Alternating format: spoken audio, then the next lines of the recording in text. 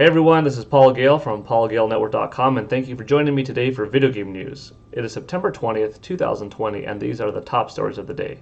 To kick things off, we have a little update on Doom Eternal for the Nintendo Switch.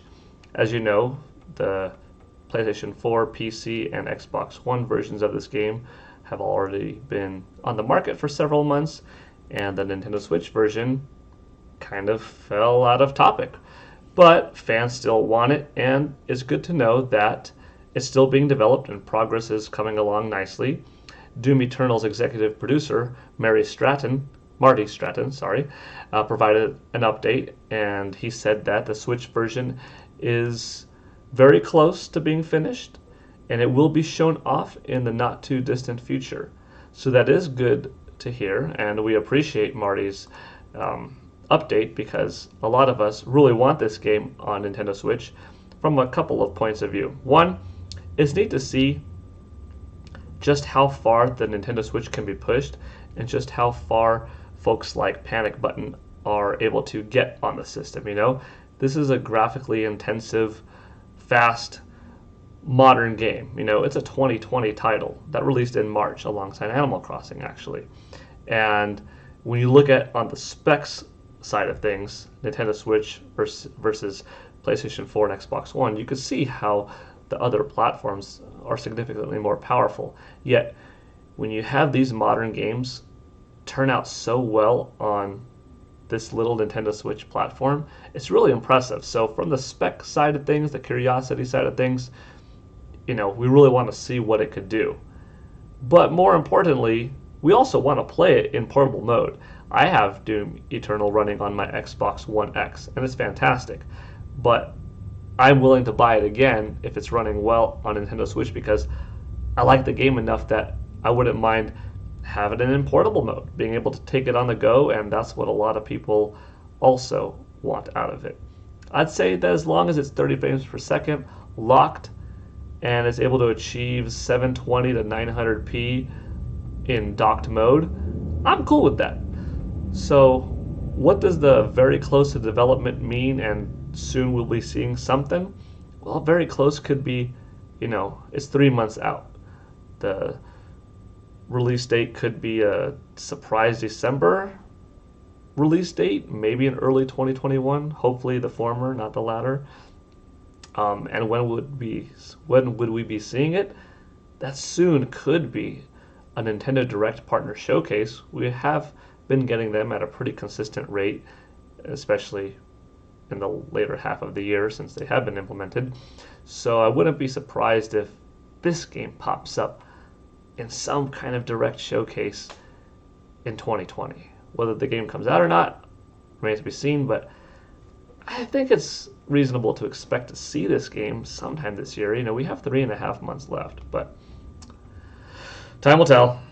Next up, some interesting information on Game Freak. As Game Freak is expanding into the Chinese market, they've recently changed their name just in China to something more similar to Game Maniac, so that it is an easier name, an easier title to say for the Chinese audience, less foreign sounding, better phonetically, And I think that's fine. This isn't a new logo. This is the former logo.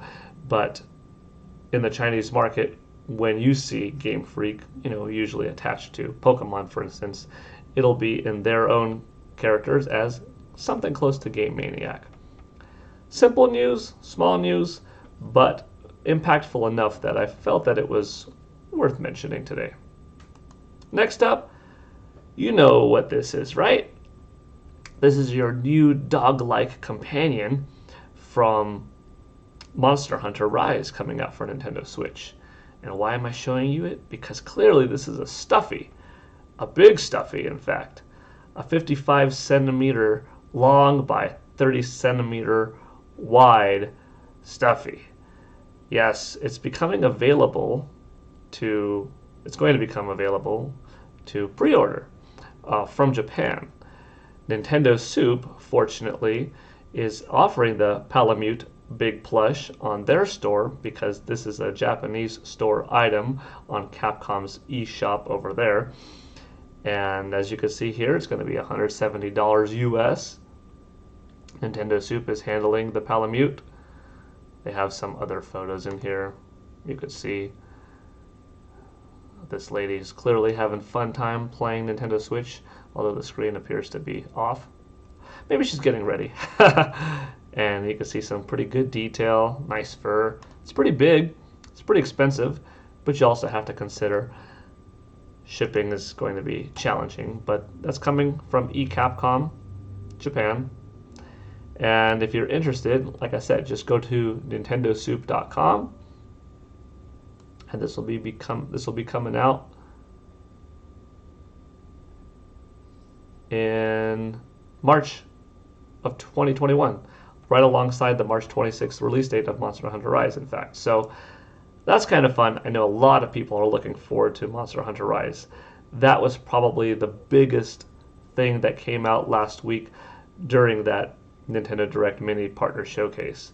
And, you know, the game has been said, it's been confirmed that it is running on the RE engine, which is awesome seeing it on Nintendo Switch. The graphics looked good. I think they're going to look even better by the game's final release because the game comes out in about 6 months, so it means that Capcom probably has around 5 months left of final polishing to do. The majority of the game is complete. It's obviously been in development for a couple of years because it's probably going to be a big title. So wrap up the visuals, tighten things up, hopefully have a strong release, a good looking game, and if you're willing to spend $169.99, you could enjoy your Palamute on your lap while you're playing Monster Hunter Rise for hours on end. And finally, just a little update. It is Sunday, September 20th, so that means in just 6 more days, we're going to see more footage from one of Nintendo's biggest surprises of the year, I think, and that is the Hyrule Warriors Age of Calamity title set to release this November 20th. That's in exactly 2 months, which is neat for me because I mentioned personally and previously, that's my son's 6th birthday. Bryson will be turning 6 November 20th. What better way to celebrate than having a really cool game come out on your birthday, you know? It's fun for us as an adult when a game comes out on a birthday, if you are an adult watching. But if you have kids or remember back to when you were a kid, that was a time in your life where the world was a little less complex and having a big game released on your birthday meant a lot.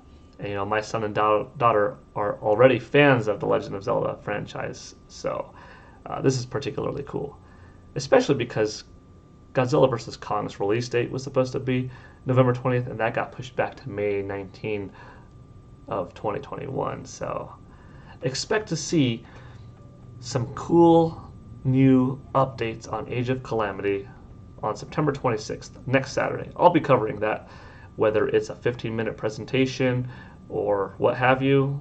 I will probably do a live reaction / streaming video of it, and then if need be, a video game talk session afterwards. That also falls in line with the Tokyo Game Show this year, so we could see it at that event as well in some capacity. But I thought I'd provide a little update. Let me know what you thought of today's stories. Are you looking forward to Doom Eternal on Nintendo Switch? Would you buy it again? Have you been holding out on buying it because you've been waiting for this version? What do you think of Game Freak's new name of Game Maniac in China? Are you going to get this Palamute? Are you looking forward to Monster Hunter Rise for that matter? And are you stoked for Hyrule Warriors Age of Calamity? Because I sure am, so let me know what you think. Alright everyone. It's been a shorter day in terms of news. Saturdays and Sundays usually are on the smaller side as far as the big news updates and updates in general, but since we had some fun things to talk about today, I thought I'd share them. Thank you for watching.